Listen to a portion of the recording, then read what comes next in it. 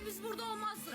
Onlar olmasa oturup biz burada rahat içebilmezdik. Şehitlerimizi, ne bileyim, gazilerimizi, onlara terbiye veren analarımız, Allah bütün şehit analarının canını sağ eləsin. Allah'ın yanında baş əyiləm, baş əyiləm. Bütün şehit analarının qabağında başımı əyirəm ki, sizdən üzr istəyirəm ki, bizim bəzi pis insanlarımız Olan yerinə biz gedib perpetuğa dəstək olur. Mən üzr istəyirəm ona görə. Çünki mənə dəstək olma, bizə dəstək olma.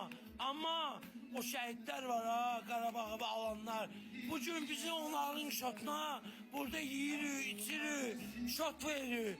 Olan Allah canların, Allah balaların, Allah anaların canı sağ eləsin ki. siz var ha, ne blagodarno sabaka bilirsiniz nədir? Söyün, istədiyiniz gəl, renkadır. Renka öz platını həmişə saxlayıb, öz stoykasını həmişə saxlayıb.